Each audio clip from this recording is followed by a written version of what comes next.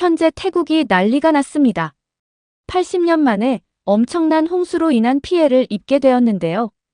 전문가들은 과거 홍수 피해에 대한 회복 기간보다 훨씬 길어질 것이라고 예상하면서 태국 정부와 시민들은 그동안 재난을 극복했던 상황들을 그리워하고 있는데요.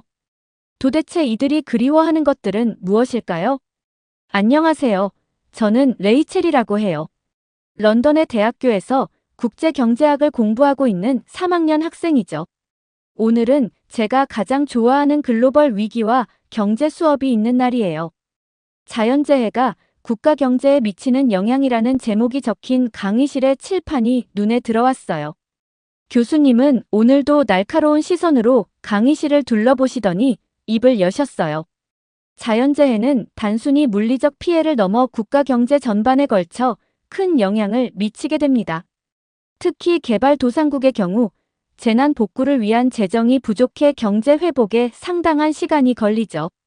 오늘은 역사적으로 큰 경제적 손실을 가져온 자연재해들을 살펴보도록 하겠습니다. 교수님은 프로젝터를 켜시며 첫 번째 사례를 보여주셨어요. 2011년 3월 11일 일본 동북부 해역에서 발생한 규모 9.0의 지진과 뒤이은 쓰나미는 현대 역사상 가장 큰 경제적 손실을 가져온 자연재해 중 하나입니다. 약 2,100억 달러의 직접적인 경제 손실이 발생했고 일본 GDP의 4%가 감소했죠. 교수님은 화면의 피해 지역의 사진들을 보여주셨어요. 쓰나미로 인해 약 12만 채의 건물이 완전히 파괴되었고 27만 채 이상이 부분 파손되었습니다. 이는 단순한 숫자가 아닙니다. 수많은 기업들의 생산시설이 파괴되었고 도요타와 소니 같은 대기업들도 몇 달간 생산을 중단해야 했죠. 이는 글로벌 공급망에 심각한 혼란을 가져왔습니다. 교수님은 후쿠시마 원전 사진으로 넘어가셨어요. 특히 후쿠시마 원전 사고의 여파는 지금도 계속되고 있습니다. 방사능 오염으로 인해 약 15만 명의 주민들이 대피해야 했고 이 중 상당수는 아직도 고향으로 돌아가지 못하고 있죠. 농수산물 수출 제한으로 인한 손실도 막대했습니다. 일본 정부는 후쿠시마 원전 폐로에만 약 1,900억 달러의 비용이 들 것으로 추산하고 있어요.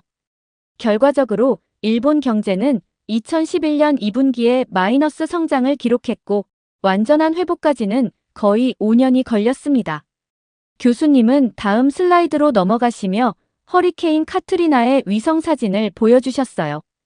2005년 8월 29일 미국 역사상 가장 파괴적인 자연재해 중 하나인 허리케인 카트리나가 미시시피와 루이지애나 주를 강타했습니다. 시속 280km의 강풍과 함께 최대 8m 높이의 폭풍해일이 발생했죠. 교수님은 뉴올리언스의 침수 지도를 화면에 띄우셨어요. 뉴올리언스시의 80%가 물에 잠겼고 도시의 제방 시스템이 완전히 무너졌습니다.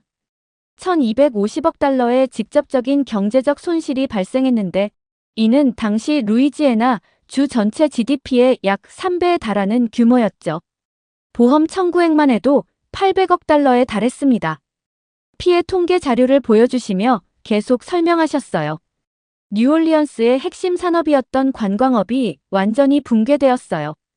연간 1,000만 명이 찾던 관광객이 2년 동안 20% 수준으로 떨어졌죠. 호텔, 식당, 카지노 등 관광 관련 시설의 80%가 피해를 입었고 이로 인해 약 25만 개의 일자리가 사라졌습니다. 실업률은 재해 전 5.8%에서 15%까지 치솟았어요. 미국 정부는 복구에 10년 이상을 투자했습니다.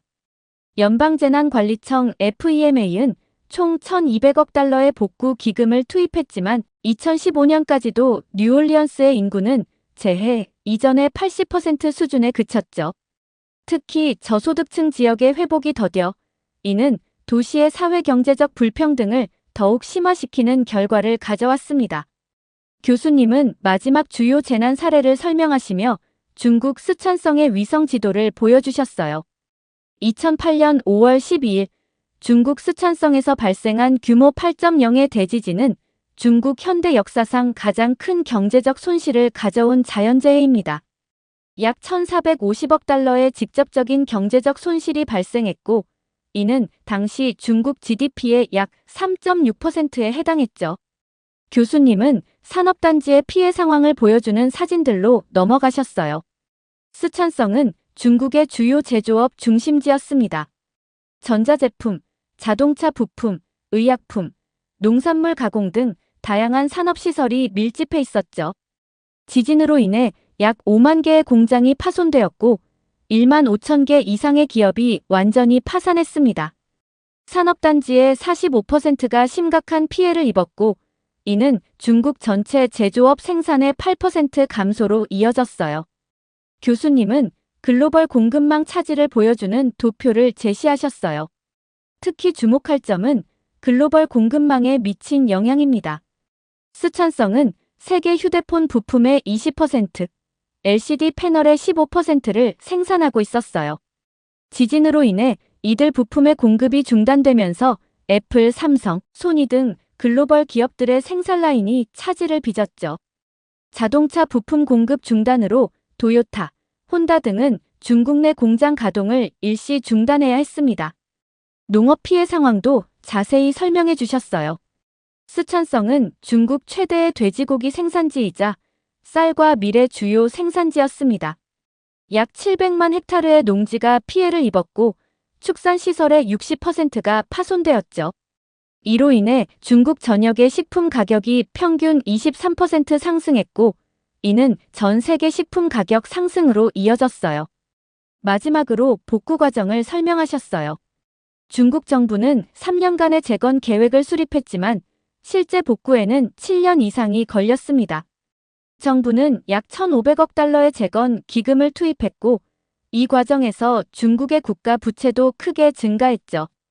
특히 중소기업들의 회복이 더뎌 지역 경제의 불균형이 심화되는 결과를 낳았습니다. 교수님은 잠시 물을 한 모금 마시고 나서 최근 상황으로 화제를 돌리셨어요. 그리고 지금 우리는 태국에서 발생한 심각한 홍수 사태를 주목해야 합니다. 2024년 12월 현재 태국 남부 지역은 폭우로 인해 극심한 홍수 피해를 겪고 있죠. 나콘시 탐마랏, 송클라, 파탈룽 등의 지역에서 최소 22명이 사망했고 수만 명의 이재민이 발생했습니다. 현재 태국의 상황은 매우 심각합니다. 주요 관광지들이 침수되어 관광 수입이 급감했고 농업 생산량도 크게 줄었죠. 수출용 고무 농장들이 피해를 입어 세계 고무 시장에도 영향을 미치고 있습니다. 태국 정부는 초기 피해액만 약 50억 바트로 추산하고 있어요. 강의실은 숨막히게 조용했어요. 모두가 교수님의 말씀에 집중하고 있었죠. 특히 이번 홍수의 경우 태국의 주요 산업단지들이 위치한 지역까지 위협받고 있어 글로벌 공급망에 차질이 우려됩니다. 교수님은 마지막 슬라이드를 보여주시며 말씀하셨어요. 자연재해로 인한 경제적 손실을 최소화하기 위해서는 국제사회의 신속한 지원과 협력이 필수적입니다. 하지만 최근 태국의 상황은 국제관계의 복잡성으로 인해 어려움을 겪고 있죠. 교수님은 잠시 숨을 고르시더니 표정이 더욱 진지해지셨어요. 오늘 우리는 태국의 현 상황과 관련해 더 깊은 이야기를 나눠볼 필요가 있습니다.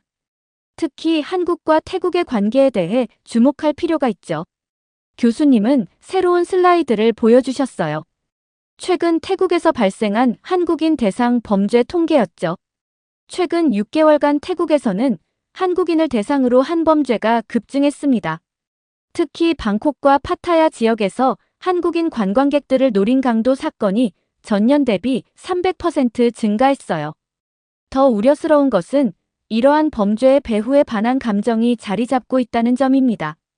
교수님은 태국 현지 뉴스 기사들을 보여주셨어요.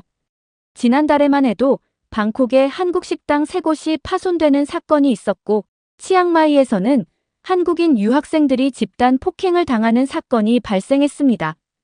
파타야에서는 한국인 관광객을 태운 버스가 고의로 공격을 당하기도 했죠. 교실 안에는 무거운 침묵이 흘렀어요. 교수님은 화면을 넘기시며 최근의 갈등 상황을 설명하셨어요. 이러한 상황의 시작은 한국에서 발생한 태국인 관련 범죄 사건들이었습니다.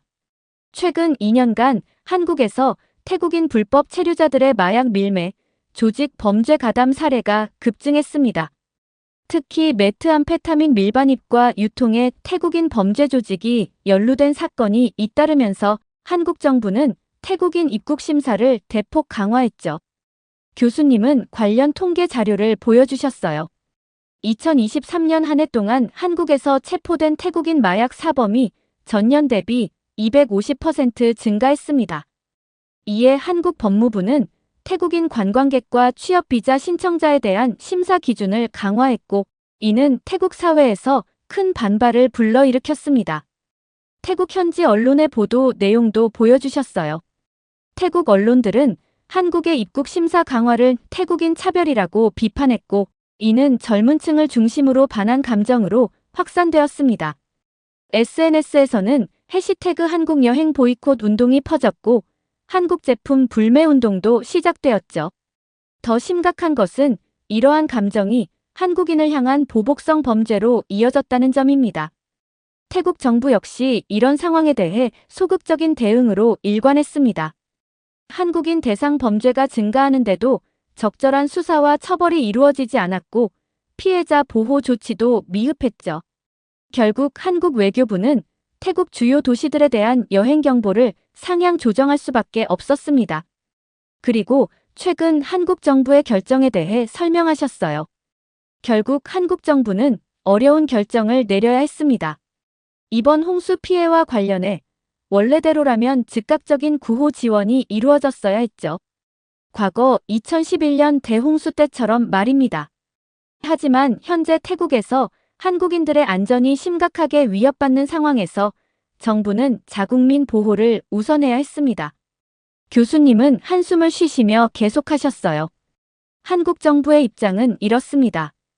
우리 국민들이 위험에 처한 상황에서 그 국가에 대한 지원을 계속하는 것은 적절하지 않다.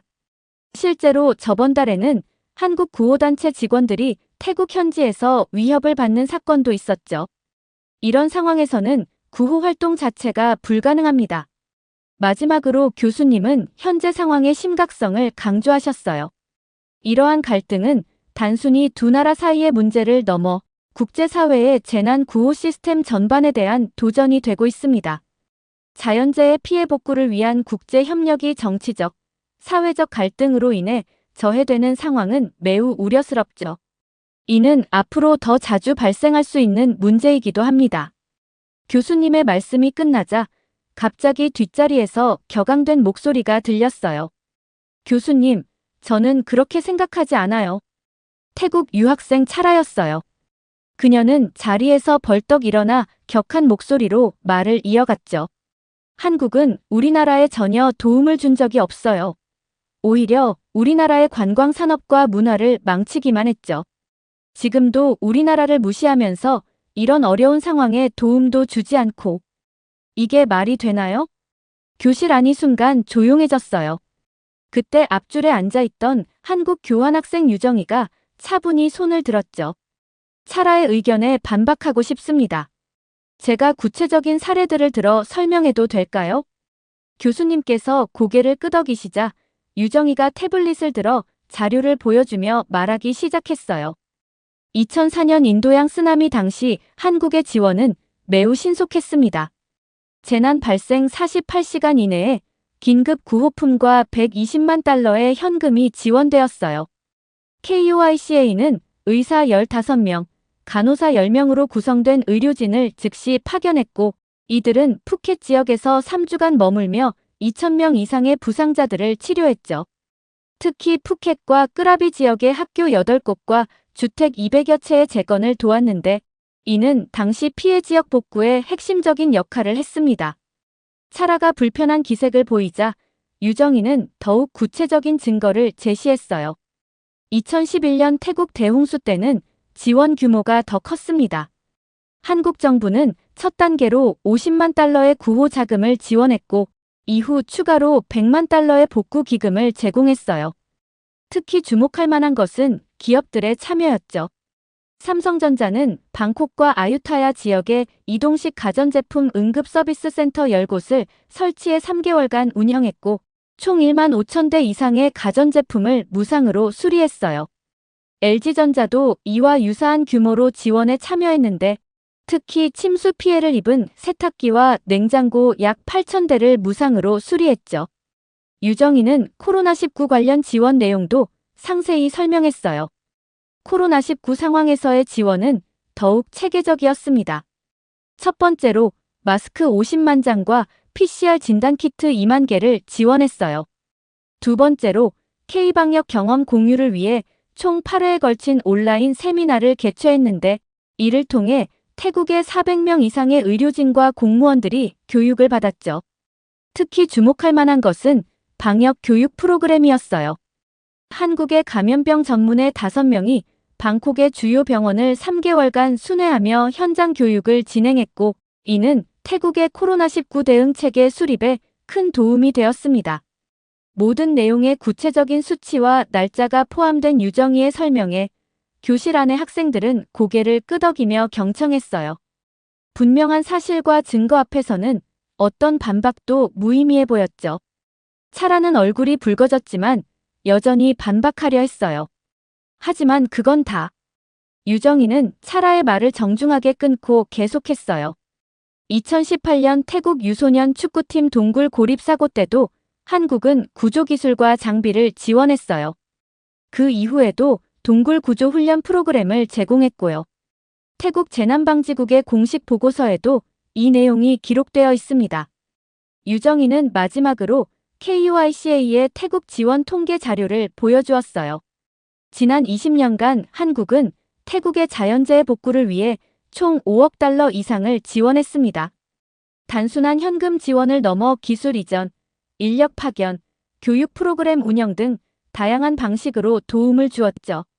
이런 사실들을 무시한 채 한국이 도움을 준 적이 없다고 하는 것은 명백한 사실 왜곡입니다. 교실은 다시 조용해졌어요. 차라는 자리에 천천히 앉았고 그녀의 얼굴에서는 당황스러움이 역력했죠.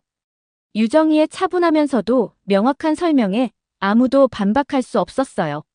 저는 이 상황을 지켜보며 감정적인 대립이 어떻게 사실에 기반한 논리적 설명으로 해소될 수 있는지를 배울 수 있었어요. 잠시 교실에 무거운 침묵이 흐르자 교수님께서 자리에서 일어나셨어요. 두 학생 모두 좋은 의견을 주었습니다. 이제 우리는 현재 상황을 더욱 객관적으로 살펴볼 필요가 있어요. 교수님은 새로운 슬라이드를 보여주셨어요. 태국 재난방재청에서 발표한 최신 자료를 보시죠. 교수님은 상세한 피해 통계가 담긴 슬라이드를 보여주셨어요. 홍수 피해액이 급격히 증가하고 있습니다. 초기 50억 바트였던 추산치가 불과 3주 만에 120억 바트를 넘어섰어요.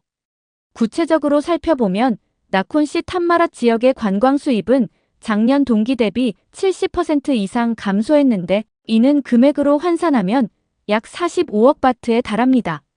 농업 부문의 피해도 심각한데 고무 농장 8,000헥타르가 침수되어 20억 바트의 손실이, 쌀 경작지 1만 2천 헥타르의 침수로 10억 바트의 손실이 발생했죠. 교수님은 경제연구소의 분석 보고서를 다음 화면으로 보여주셨어요. 방콕 경제연구소와 세계은행의 공동 분석에 따르면 한국의 구호 지원이 있었을 경우와 없는 경우의 복구 기간이 크게 차이납니다. 한국에 지원이 있었다면 KUICA의 재난복구 전문가팀 파견과 응급복구 장비 지원으로 8개월 내 주요 기반시설 복구가 가능했을 것으로 예측됐어요. 하지만 현재는 최소 1년 6개월, 최대 2년이 소요될 것으로 전망됩니다. 교수님은 산업단지 피해 현황도 자세히 설명하셨어요. 특히 심각한 것은 산업단지의 피해입니다. 현재 송클라 산업단지의 전자부품 생산라인 60%가 가동을 중단했고 이는 글로벌 자동차 부품 공급망에 심각한 차질을 빚고 있어요. 태국 중앙은행은 이로 인한 2차 피해가 약 80억 바트에 달할 것으로 예측하고 있습니다. 여기에는 수출 차질로 인한 손실 45억 바트, 공급망 교란으로 인한 계약 위약금 35억 바트가 포함되어 있죠. 교수님은 태국의 최근 정치적 상황을 담은 현지 언론 보도들을 보여주셨어요. 현재 태국 국민들 사이에서 패통탄 친나와 총리에 대한 비판이 거세지고 있습니다. 특히 홍수 피해 지역 주민들은 정부의 늦장 대응과 국제 협력 실패를 강하게 비난하고 있죠. 방콕 포스트의 최근 여론조사를 보면 응답자의 78%가 이번 홍수 사태에 대한 정부의 대응이 매우 미흡했다고 평가했습니다. 교수님은 태국 현지 뉴스 영상을 보여주셨어요. 송클라 지역의 이재민 수용소에서는 매일 시위가 벌어지고 있습니다. 우리는 한국의 도움이 필요하다. 총리는 한국과의 관계 회복에 실패했다는 플래카드가 걸려 있죠. 특히 과거 한국의 지원을 받았던 2011년 대홍수 피해 지역 주민들이 적극적으로 목소리를 내고 있습니다. 교수님은 최근 태국 하원에서 있었던 토론 내용도 공유하셨어요. 야당은 정부가 한국과의 외교관계 악화를 방치했다고 강하게 비판하고 있습니다. 특히 한국인 대상 범죄에 대한 미온적 대응이 결국 태국 국민들의 피해로 돌아왔다는 지적이 나오고 있죠. 현재 정부 지지율은 취임 후 최저인 24%까지 하락했습니다. 실제로 지난주 방콕 시내에서는 대규모 시위가 있었습니다. 교수님은 시위 현장의 사진들을 보여주셨어요. 5만 명이 넘는 시민들이 거리로 나와 한국과의 관계 회복을 외쳤고 많은 태국 젊은이들이 SNS에서 해시태그 쏘리투코리아 해시태그 운동을 벌이고 있습니다. 특히 주목할 만한 것은 과거 반한 감정을 조장했던 일부 태국 인플루언서들이 공개 사과문을 올리고 있다는 점이에요. 교수님은 차라를 포함한 교실의 태국 학생들을 바라보셨어요. 그들의 표정에서는 복잡한 감정이 읽혔죠. 이처럼 태국 사회 전반에 변화의 움직임이 일어나고 있습니다. 시민들은 이제 감정적 대립이 아닌 실질적인 국제 협력의 중요성을 깨닫기 시작한 것으로 보입니다. 차라는 고개를 숙인 채 자리에 앉아 있었어요. 교수님은 그녀를 잠시 바라보시더니 부드러운 목소리로 말씀하셨어요. 국제관계에서 감정적 대립은 항상 더 큰 손실을 가져옵니다. 태국에서 발생한 한국인 대상 범죄는 분명 우려할 만한 상황이에요.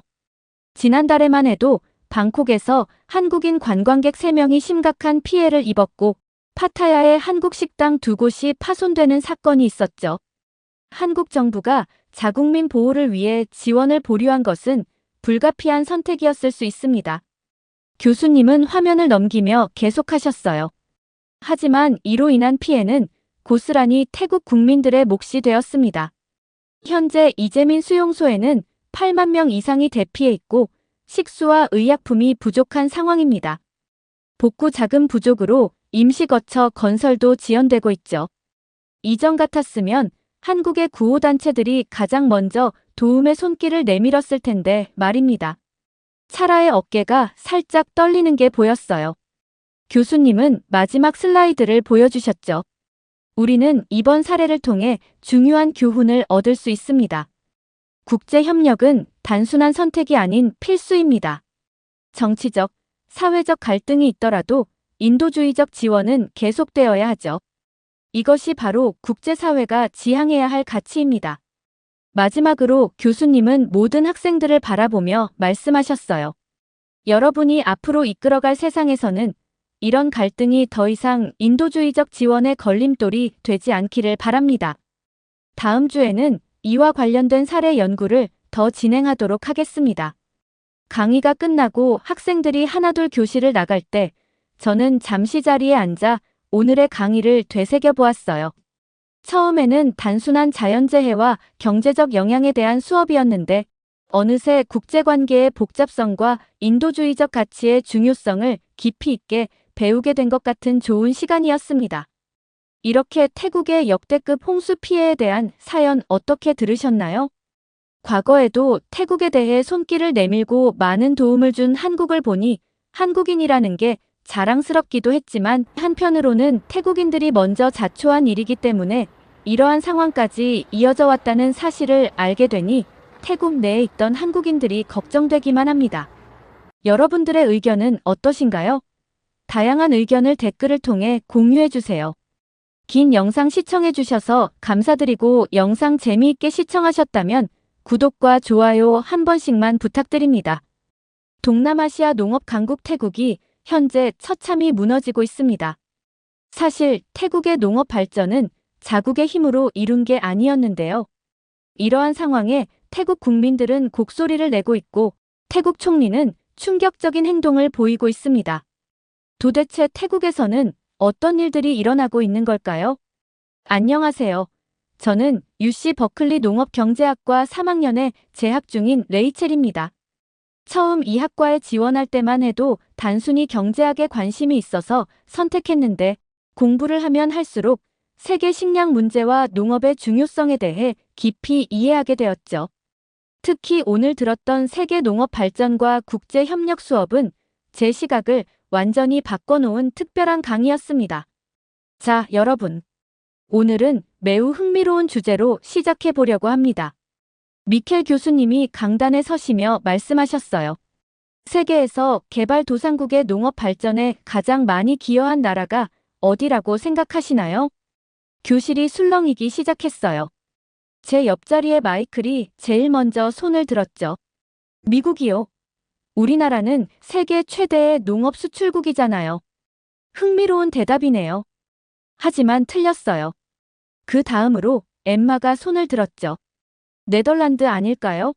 첨단 농업 기술로 유명하잖아요. 교수님은 다시 한번 고개를 저으셨어요. 네덜란드의 농업 기술은 정말 훌륭하죠. 하지만 개발도상국에 대한 실질적인 기여도를 따지면 이 나라에는 미치지 못합니다. 그때였어요. 앞쪽에 앉아있던 한국 유학생 미니가 조심스럽게 손을 들었죠. 혹시 한국이 아닐까요? 교수님의 얼굴에 미소가 번졌어요. 정답입니다. 여러분은 한국이 농업 분야에서 이렇게 큰 영향력을 가진 나라라는 사실을 알고 계셨나요? 저를 포함한 대부분의 학생들이 놀란 표정을 지었어요. 사실 저는 한국 하면 삼성이나 현대, K-팝 정도만 떠올랐거든요. 한국은 코피아라는 프로그램을 통해 전 세계 개발도상국의 농업 발전을 지원하고 있습니다. 교수님은 프로젝터로 지도를 보여주시며 설명을 이어가셨어요. 2009년 베트남을 시작으로 현재 아시아, 아프리카, 중남미 등 23개국에서 활발하게 활동하고 있죠. 교수님은 칠판에 코피아라고 쓰시며 계속해서 설명하셨어요. 코피아는 코리아 프로그램 온 인터내셔널 어그리컬처의 약자입니다. 이 프로그램은 단순히 기술을 전수하는 것을 넘어서 각 국가의 특성과 환경에 맞는 맞춤형 농업 기술을 개발하고 보급하는 것을 목표로 하고 있죠. 특히 인상 깊었던 것은 코피아의 실질적인 성과였어요. 아프리카의 7개국에서는 수확량이 높은 벼 종자를 개발하고 재배 기술을 전수하여 식량 안보 강화에 크게 기여했다고 해요. 놀라운 점은 한국이 이 모든 것을 무상으로 제공한다는 겁니다. 불과 60년 전만 해도 한국은 세계에서 가장 가난한 나라 중 하나였어요. 하지만 이제는 자신들의 발전 경험과 기술을 다른 나라들과 나누고 있죠. 미니가 다시 한번 손을 들었어요. 한국의 농업 발전 과정이 개발도상국들에게 좋은 모델이 되고 있어요.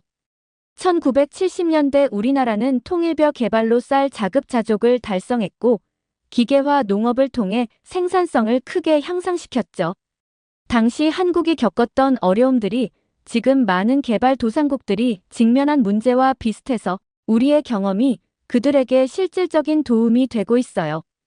교수님은 감탄하며 고개를 끄덕이셨어요. 훌륭한 지적입니다. 한국의 농업 발전 경험은 매우 특별하죠. 예를 들어 베트남에서는 한국의 도움으로 벼 재배 기술을 현대화했고 캄보디아에서는 채소 재배 기술을 도입해 농가 소득을 크게 높였어요. 특히 동남아시아 국가들과는 비슷한 기후와 토양 조건 덕분에 기술 이전이 더욱 효과적이었죠. 미니가 자신감 있게 덧붙였어요. 네, 맞아요. 코피아 센터들은 각 나라의 특성을 고려해서 맞춤형 지원을 하고 있어요. 예를 들어 아프리카에서는 가뭄에 강한 작물 품종을 개발하고 동남아시아에서는 열대성 기후에 맞는 재배 기술을 연구하죠. 한국은 이런 과정을 직접 겪어봤기 때문에 각 나라가 필요로 하는 게 무엇인지 잘 이해하고 있어요. 교수님은 환한 미소를 지으며 말씀하셨어요. 정확히 그렇습니다. 한국은 단순히 기술만 전달하는 게 아니라 각 나라의 농업 환경과 문화적 특성까지 고려한 종합적인 지원을 하고 있어요. 예를 들어 미얀마에서는 현지 농민들의 생활 패턴을 고려해 새벽 시간대에 교육을 진행하고 필리핀에서는 태풍이 잦은 기후를 고려한 내재해성 작물을 개발했죠. 이런 세심한 접근이 바로 한국의 농업 지원이 성공할 수 있었던 비결입니다. 불현듯 저는 이전에 들었던 수업이 떠올랐어요. 2차 세계대전 이후 미국이 실시한 마셜 플랜처럼 한국의 코피아도 세계 농업 발전의 새로운 이정표가 되고 있다는 생각이 들었죠. 여러분, 이것이 바로 진정한 국제 협력의 모습입니다. 받은 도움을 다시 세계와 나누는 것. 이것이야말로 우리가 배워야 할 점이 아닐까요? 강의실은 잠시 깊은 침묵에 빠졌어요. 모두가 교수님의 말씀을 곱씹고 있는 것 같았죠. 저는 노트북을 열어 코피아에 대해 더 자세히 찾아보기 시작했어요. 이런 프로그램이 있다는 사실을 몰랐다는 게 부끄러웠거든요. 교수님은 잠시 교실을 둘러보시더니 표정이 갑자기 심각해지셨어요. 하지만 안타깝게도 최근 동남아시아에서 우리가 주목해야 할 문제가 있습니다. 코피아가 가장 활발하게 활동하던 지역 중 하나인 동남아시아에서 특별히 관심을 가져야 할 국가가 있는데요. 혹시 어느 나라일지 추측해 보실 수 있을까요? 학생들은 다시 한번 다양한 의견을 내놓기 시작했어요. 미얀마인가요? 최근 정치적 불안정이 심각하다고 들었는데요. 캄보디아요. 아직도 빈곤율이 높잖아요. 필리핀 아닐까요? 자연재해가 많잖아요. 교수님은 모든 답변에 고개를 저으셨어요. 그러다 창가에 앉아있던 제이슨이 조심스럽게 의견을 냈죠. 인도네시아요? 최근 농업 정책에 문제가 있다고 들었어요. 모두 좋은 관점이에요. 하지만 제가 말씀드리려는 건 태국입니다. 그 순간 교실 뒤쪽에서 의자가 살짝 삐걱거리는 소리가 들렸어요. 태국 유학생 차이의 얼굴이 굳어지는 게 보였죠. 교수님은 계속해서 설명을 이어가셨어요. 태국은 동남아시아에서 가장 먼저 코피아의 지원을 받은 국가 중 하나였습니다. 2012년부터 시작된 협력은 태국 농업에 놀라운 변화를 가져왔죠. 특히 쌀과 카사바 생산량이 크게 증가했고 농가 소득도 상당히 개선되었습니다. 프로젝터에는 태국의 농업 발전 그래프가 나타났어요. 2012년부터 2020년까지 우상향하던 그래프가 갑자기 급격히 꺾이는 모습이 선명했죠. 하지만 최근 2년간 상황이 급격히 악화되었습니다. 특히 태국 내 반환 감정이 심각한 수준에 이르러 한국인들의 안전이 크게 위협받고 있는 상황입니다. 차이는 이제 완전히 고개를 숙인 채 책상만 바라보고 있었어요. 저는 그녀의 불편한 기색이 마음에 걸렸지만 교수님의 다음 말씀에 집중할 수밖에 없었죠. 여러분, 혹시 태국에 이런 변화가 왜 일어났는지 아시는 분 있나요? 잠시 침묵이 이어졌어요. 아무도 선뜻 대답하지 못했죠. 그때 미니가 조심스럽게 손을 들었어요. 제가 태국에 있는 친구에게 들은 이야기인데 최근 태국 내에서 한국인들을 대상으로 한범죄가 급증했다고 해요.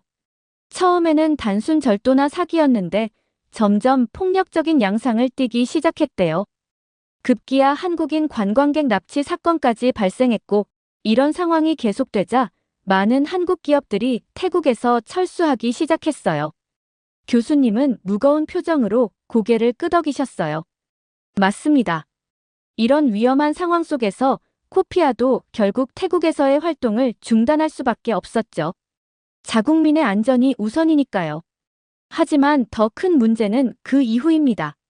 스크린에는 새로운 자료들이 나타났어요. 패통탄 친나와 총리의 사진과 함께 최근 태국의 정책 변화가 표시되어 있었죠. 코피아를 비롯한 한국 기관들이 떠난 후 태국 정부는 중국과의 협력을 급격히 강화하고 있습니다. 패통탄 친나와 총리는 지난달 중국과의 농업 협력 강화를 선언했지만 실질적인 성과는 아직 나타나지 않고 있어요. 이게 태국 농업에 어떤 영향을 미쳤는지 다음 자료들을 함께 살펴보시죠. 스크린에는 충격적인 통계 자료들이 나타났어요. 농작물 생산량이 전년 대비 35% 감소했고 농가 소득은 평균 42% 하락했으며 식량 자급률은 역대 최저치를 기록하고 있었어요. 특히 쌀과 카사바 생산량의 급감이 두드러졌죠. 차이가 갑자기 자리에서 일어났어요. 그녀의 손이 떨리는 게 보였죠. 그건 공정하지 않은 분석이에요. 하지만 그녀는 말을 잇지 못했어요. 실제 자료에서 나타난 데이터 앞에서 할 수 있는 말이 없었던 거죠. 특히 화면에 나타난 그래프는 코피아가 활동하던 시기와 그 이후의 극명한 차이를 보여주고 있었어요. 교수님은 부드러운 목소리로 말씀하셨어요. 차이 씨, 이건 비난이 아닙니다. 우리는 문제의 원인을 정확히 파악하고 해결책을 찾아야 해요. 현재 태국의 상황은 정치적 판단이 농업 발전을 저해한 안타까운 사례가 되고 있습니다. 특히 검증된 협력 관계를 포기하고 새로운 파트너를 찾는 것이 얼마나 위험한 선택이 될 수 있는지 보여주고 있죠. 저는 차이를 흘깃 바라보았어요. 그녀의 얼굴이 붉어져 있었고 눈가에는 분노감이 보였죠. 그녀는 이 상황을 버티기 힘들어하는 것 같았어요. 이제 더 심각한 문제를 살펴보겠습니다. 태국의 위기는 농업 분야에만 국한되지 않았어요. 스크린에는 충격적인 헤드라인들이 나타났어요. 태국 방콕에서 중국인 관광객 연쇄 납치 사건 발생, 푸켓 리조트에서 중국인 실종, 치앙마이 야시장에서 중국인 관광객 대상 강도 사건 급증. 처음에는 한국인들을 대상으로 시작된 범죄가 이제는 중국인들에게까지 확대되었습니다. 특히 주목할 점은 중국과의 협력을 강화하겠다던 태국 정부가 자국 내 중국인들의 안전조차 제대로 보장하지 못하고 있다는 거죠. 교수님은 새로운 통계 자료를 보여주셨어요.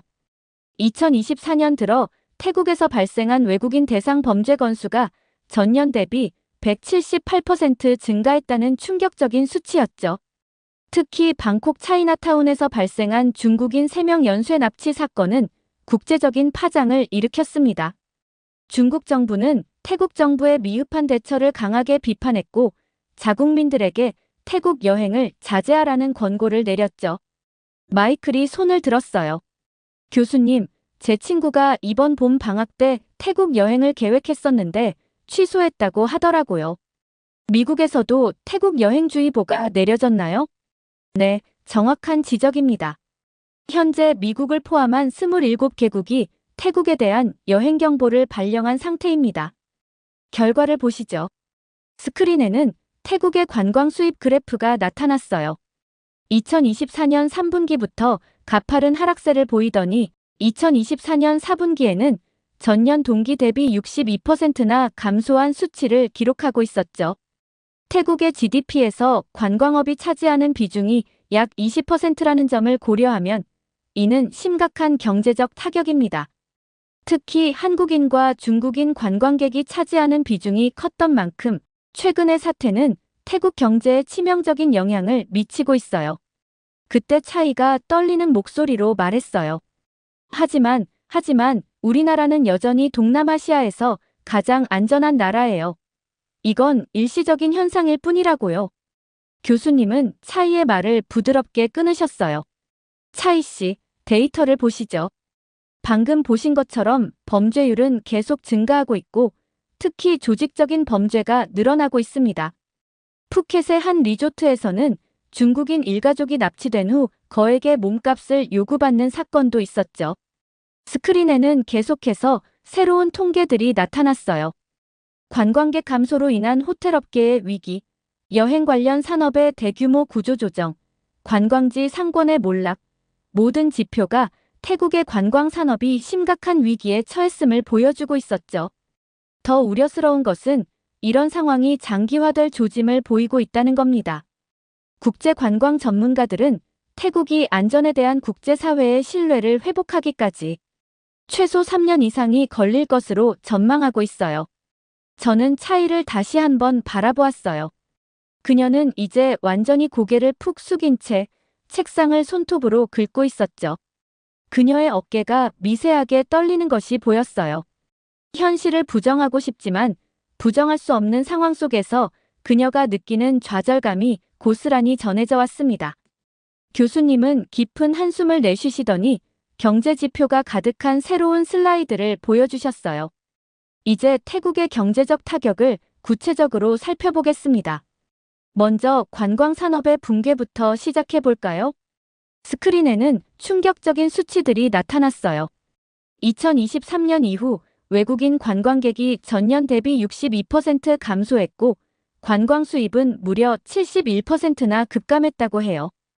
태국의 GDP에서 관광업이 차지하는 비중이 20%라는 점을 감안하면 이는 국가 경제의 치명타라고 할 수 있습니다. 특히 방콕, 푸켓, 치앙마이 같은 주요 관광 도시들의 타격이 심각하죠.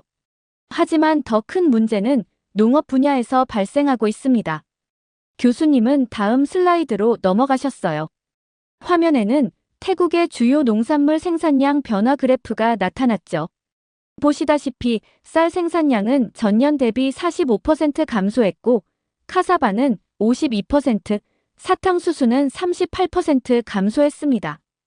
특히 쌀과 카사바는 태국의 주요 수출 품목이었다는 점에서 이는 매우 심각한 상황입니다. 잭이 손을 들고 질문했어요. 그런데 교수님, 왜 이렇게 급격히 생산량이 감소한 거죠? 좋은 질문입니다. 코피아가 태국에서 철수한 후 태국은 중요한 기술적 지원을 잃었어요. 예를 들어 코피아는 태국의 토양과 기후에 맞는 고수학 품종을 개발하고 첨단 관계 시스템을 구축하는 데 큰 역할을 했습니다. 구체적인 수치를 보여드리죠. 스크린에는 더 자세한 데이터들이 나타났어요. 농업 생산성 지표 2024년 기준. 단위 면적당 쌀 수확량 45% 감소. 농작물 병해충 피해율 167% 증가. 관계시설 효율성 38% 하락. 농가소득 평균 56% 감소. 특히 주목할 만한 것은 쌀 품질의 하락입니다. 태국 쌀의 국제시장 가격이 톤당 평균 538달러에서 312달러로 급락했어요. 이는 품질 저하로 인한 것이죠. 제 옆자리의 사라가 조용히 속삭였어요. 이런 게 가능한 거야? 어떻게 이렇게 빨리 무너질 수 있지? 교수님은 마치 그 말을 들으신 것처럼 설명을 이어가셨어요. 현대 농업은 첨단 기술의 집약체입니다. 코피아가 제공하던 스마트팜 시스템, 병해충 예방 프로그램, 기상 데이터 분석 등이 중단되면서 태국 농업은 사실상 10년 전으로 퇴보했다고 볼 수 있죠. 화면에는 태국 농가의 피해 상황을 보여주는 사진들이 나타났어요. 말라버린 논, 병해충에 감염된 카사바 밭, 버려진 농기계들, 마치 다큐멘터리를 보는 것 같았죠. 더 심각한 것은 이런 상황이 악순환을 만들어내고 있다는 겁니다. 농가 소득이 감소하니 새로운 설비 투자가 불가능해지고 이는 다시 생산성 하락으로 이어지죠. 국제시장에서 태국 농산물의 경쟁력이 급격히 떨어지고 있는 것도 이 때문입니다. 데이터는 계속해서 업데이트되었어요. 국제시장 점유율 변화 2024년 기준. 쌀 수출 세계 1위 4위로 하락. 카사바 수출 세계 1위 3위로 하락. 사탕수수 수출 세계 4위 8위로 하락. 과거 태국은 아시아의 곡창이라 불렸습니다. 하지만 지금을 보시죠. 특히 눈여겨볼 점은 동남아시아 내에서 태국의 위상 변화입니다. 교수님은 새로운 슬라이드를 보여주셨어요. 2023년까지만 해도 태국은 동남아시아 농업 강국이었습니다. 하지만 현재는 그렇지 못한 상황이죠. 동남아시아 농업 경쟁력 순위 2024년 기준. 쌀 생산성 베트남, 인도네시아에 밀려 3위. 농업 기술 혁신 지수 말레이시아, 베트남, 인도네시아에 이어 4위. 농산물 수출액 베트남, 인도네시아에 이어 3위. 스마트팜 보급률 말레이시아, 싱가포르, 베트남에 이어 4위. 농가 소득 수준 싱가포르, 브루나이, 말레이시아, 인도네시아에 이어 5위. 특히 베트남의 성장이 두드러집니다. 코피아의 지원을 적극적으로 활용한 베트남은 이제 많은 분야에서 태국을 앞서고 있어요. 불과 1년 전만 해도 상상할 수 없었던 일입니다. 베트남은 코피아와 협력하여 메콩강 델타 지역의 첨단 농업 단지를 조성했고 그 결과 쌀 생산성이 헥타르당 6.8톤까지 증가했어요. 반면 태국은 4.2톤에 그치고 있죠. 교수님은 잠시 말씀을 멈추시고 충격적인 뉴스 자료를 보여주셨어요. 스크린에는 방콕 민주기념탑 앞에 모인 수만 명의 시위대 사진이 떴어요. 패통탄 정권 퇴진, 중국 의존 정책 중단하라, 농민을 살리라는 플래카드들이 눈에 들어왔죠. 태국의 정치적 혼란이 최고조에 달하고 있습니다. 특히 농업 종사자들의 분노가 거세죠. 실제 데이터를 보시면 교수님은 새로운 통계 자료를 보여주셨어요. 농가 부채율 평균 187% 증가. 농가 파산 신청 전년 대비 234% 증가. 청년 농업 종사자 이탈률 45% 증가. 농촌 지역 실업률 32% 증가. 이런 경제적 어려움이 정치적 불만으로 이어지고 있습니다. 특히 패통탄 친나와 총리의 중국 의존 정책에 대한 비판이 거셉니다. 제시카가 손을 들었어요. 교수님, 중국과의 협력이 그렇게 나쁜 건가요? 좋은 질문입니다. 문제는 중국의 지원이 실효성이 없다는 거예요. 구체적인 예를 들어보죠. 스크린에는 최근 태국 중국 농업 협력 프로젝트의 결과가 나타났어요. 중국식 하이브리드 쌀 도입 태국 기후에 부적합으로 실패. 스마트팜 전환 사업 기술 호환성 문제로 중단. 농업용 드론 도입 유지 보수 문제로 80% 방치. 관계시설 현대화 예산 문제로 계획 대비 15% 실행. 게다가 중국의 차관은 상당히 높은 이자율을 요구하고 있어요. 이미 태국의 대중국 부채는 GDP의 12%를 차지하고 있습니다. 그때 미니가 조심스럽게 의견을 더했어요. 태국 친구한테 들었는데요. 시골에서는 패통탄이 태국을 중국에 팔아넘겼다는 말이 공공연하게 나온다고 해요. 교수님은 고개를 끄덕이셨어요. 맞습니다. 특히 최근 방콕에서 열린 반정부 시위에는 약 50만 명이 참여했어요. 이는 2014년 이후 최대 규모입니다. 스크린에는 시위 현장의 생생한 사진들이 이어졌어요. 농부들이 트랙터를 몰고 거리로 나온 모습, 청년들이 쌀 포대를 들고 행진하는 모습, 노인들이 농기구를 들고 시위하는 모습. 시위대의 주장을 보면 세 가지로 요약됩니다. 패통탄 친나와 총리 즉각 퇴진, 중국 의존 농업 정책 전면 재검토, KOPIA 프로그램 재개를 위한 한국과의 관계 복원. 특히 농민들은 우리는 실험용 쥐가 아니다라는 구호를 외치고 있어요. 이는 검증되지 않은 중국의 농업 정책을 무분별하게 도입하는 것에 대한 비판입니다. 교실 뒤편에서 낮은 흐느낌 소리가 들렸어요. 차이였죠. 그녀는 분노를 삼킨 채 어깨를 떨고 있었어요. 교수님은 부드러운 목소리로 말씀을 이어가셨어요. 현재 태국 전역 77개 주 중 64개 주에서 반정부 시위가 진행되고 있습니다. 특히 농업이 주요 산업인 동북부 지역의 시위가 가장 격렬하죠. 이번 주에만 13개 지역에서 공공시설 점거 농성이 발생했습니다. 마지막 슬라이드에는 충격적인 예측이 나와 있었어요. 현재 상황이 지속될 경우 2026년까지 태국 농가의 35%가 파산할 것으로 예상됨. 저는 이 수업이 단순한 농업 경제 수업이 아니라는 걸 깨달았어요. 이것은 한국가의 운명이 어떻게 잘못된 정책 결정으로 바뀔 수 있는지를 보여주는 현재 진행형 사례였죠. 오늘 우리는 매우 중요한 교훈을 배웠습니다. 현대 사회에서 한국가의 영향력은 단순히 군사력이나 경제 규모로만 측정되지 않아요. 한국은 자신들의 발전 경험을 다른 나라들과 성실히 나누면서 신뢰할 수 있는 파트너로서의 위치를 굳건히 해왔습니다. 태국의 현재 상황은 매우 안타깝습니다. 하지만 이는 우리에게 중요한 교훈을 줍니다. 국제협력은 단순한 거래가 아닌 신뢰를 바탕으로 한 관계여야 한다는 것을요. 벨이 울리고 수업이 끝났지만 아무도 선뜻 자리에서 일어나지 못했어요. 모두가 오늘 배운 내용의 무게감을 느끼고 있었던 것 같아요. 저는 노트북을 닫으며 깊은 생각에 잠겼어요. 농업경제학을 전공하면서 이렇게 깊은 통찰을 얻게 될 줄은 몰랐네요. 단순한 농작물 생산과 무역의 문제가 아니라 국가 간의 신뢰, 정책의 중요성, 그리고 한 국가의 운명이 걸린 문제였어요. 교실을 나서는 차이의 뒷모습이 눈에 들어왔어요. 그녀의 어깨는 여전히 무거워 보였지만 어딘가 결연한 기색이 느껴졌죠. 아마도 그녀는 오늘 수업을 통해 자국의 현실을 더 명확히 직시하게 된 것 같았어요. 저는 제 노트에 마지막 문장을 적었어요. 진정한 국제협력은 상호 신뢰와 이해를 바탕으로 한다. 그리고 그 신뢰는 하루아침에 쌓을 수 없다. 이렇게 한국이 세계적으로 농업에 엄청난 영향력을 끼치는 사연 어떻게 들으셨나요?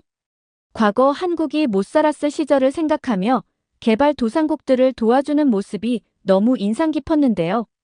또 이러한 도움의 고마움도 모르는 태국을 보내 화가 나기도 했습니다. 여러분들의 의견은 어떠신가요? 다양한 의견을 댓글을 통해 공유해주세요. 긴 영상 시청해주셔서 감사드리고 구독과 좋아요 부탁드립니다.